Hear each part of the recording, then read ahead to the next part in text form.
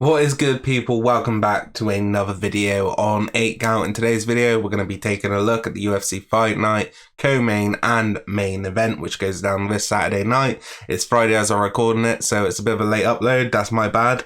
But yeah, guys, I think this card is kind of watered down in a way. That's why I'm only going to be kind of covering the co-main and main event. Doesn't mean there's not good fights on there. It's just I don't think I can give you a good take on them.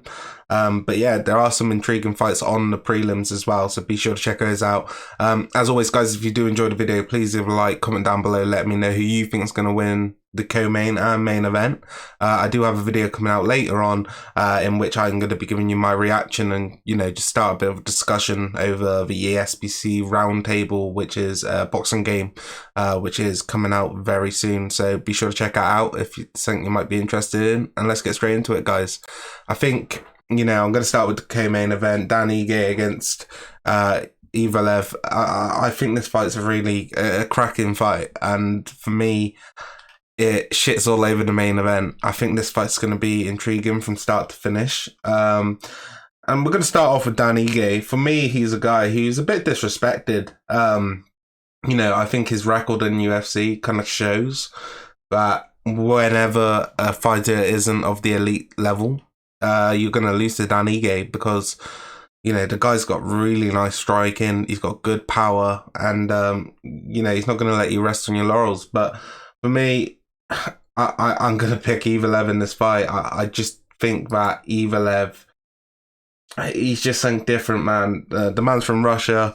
For me, I've been super impressed with some of his performances. You look at all of his wins, however, in the UFC have been by a decision, I believe, especially of recent notice. If I've maybe missed one earlier on, but I think the Grundy win was impressive. Then you look at the Nick Lentz win, which is against a veteran, showing what he's all about.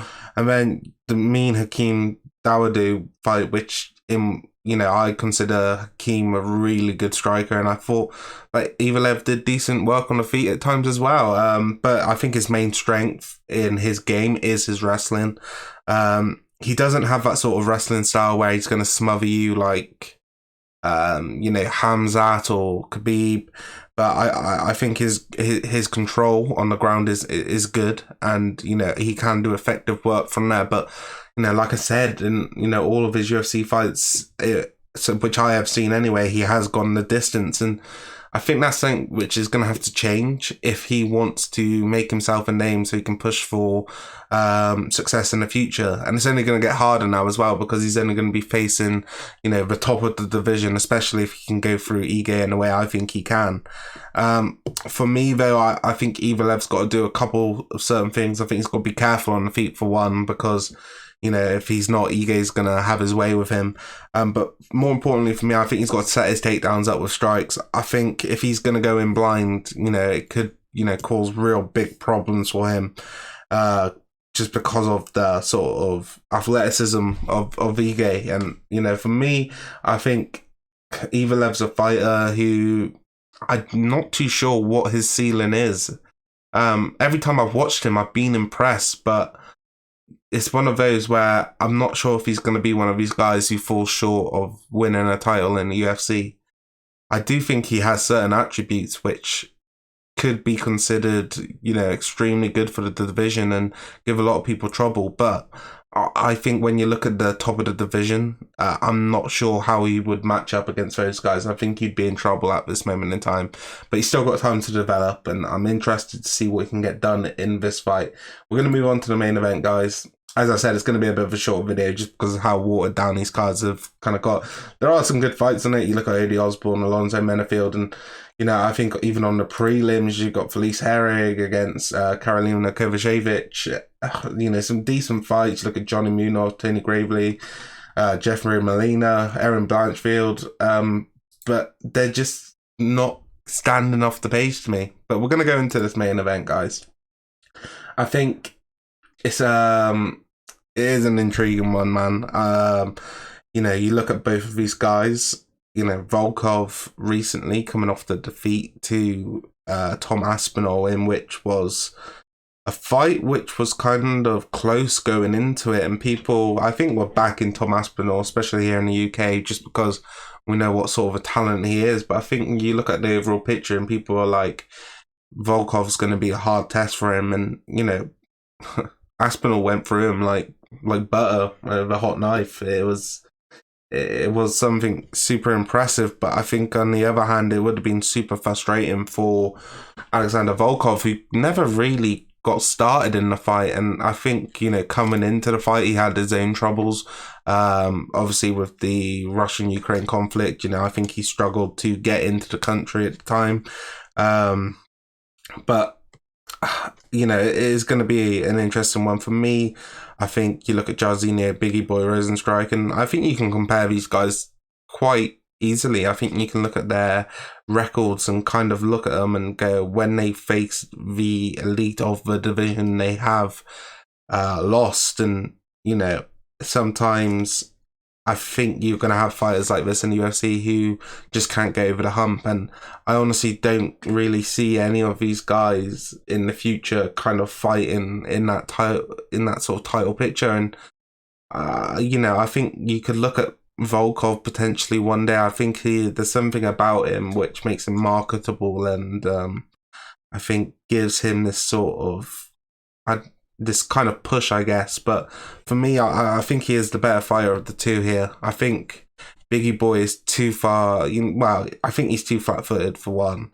I think you look at the fights in which he's had real big problems. You think about the Cyril Gane fight and the way Cyril Gane was able to move against him and just give him so many problems. And it wasn't really a good watch of a fight, but it was a super impressive win by Cyril Gane. And for me, I think Volkov's going to struggle to kind of keep that sort of constant movement, because I don't think that's his game really. But I do think he's going to have success with some of the tools in which Cyril Gane showed that he could have success. I think the jab is going to be the most important in this fight. The most important weapon in this fight, just because I think for Biggie Boy, if he's going to win this, I think he's going to have to get the knockout. I'm not sure he is good enough to beat Volkov over 25 minutes. I think Volkov of the two is striking, is probably the more cleaner of the two. I think you can say Rozenstruik's going to have the power advantage, but I think when it comes to speed and technique, I just favour Volkov.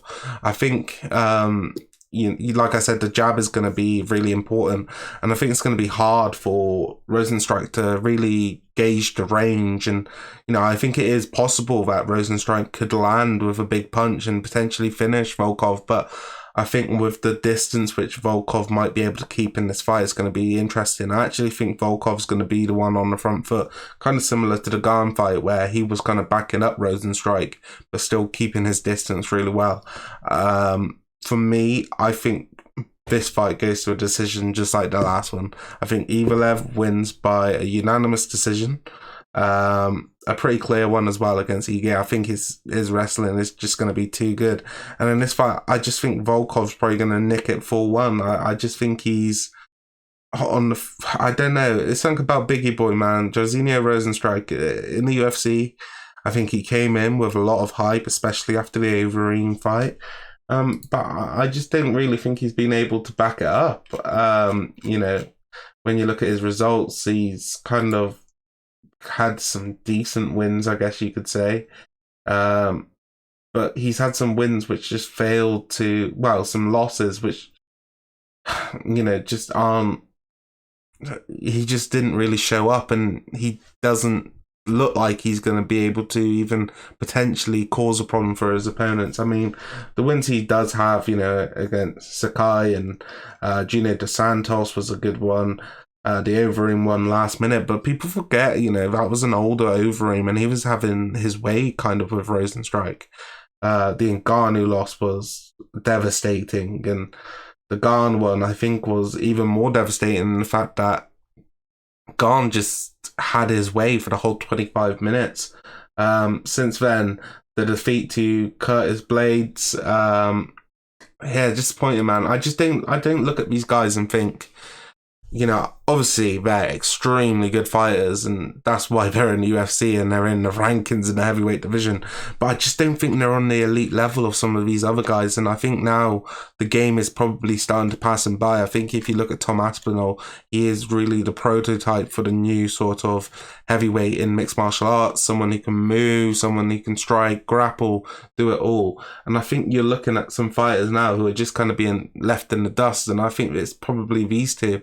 But I am going to go for Volkov. I think he gets a decision here. I think he would struggle to finish Jairzinho. I just think Jairzinho has that threat in which he could knock out Volkov, which is going to keep Volkov kind of on his toes. But yeah, I just don't think Jairzinho is going to be able to get into range, but I could be wrong. Let me know in the comments down below what you guys think, because it is a bit of an interesting one. I think the more you think about the fight, the better the fight gets. Whereas if you just look at it on paper, it's kind of a bit of a one.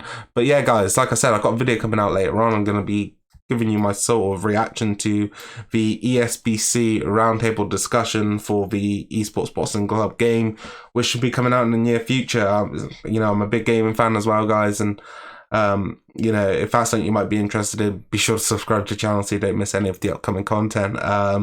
But yeah, leave a like, guys, if you did enjoy, and if this is the last time I see you, I hope you enjoy your weekend, and as always, take care of yourselves, and until next time, I'll see you later. Peace.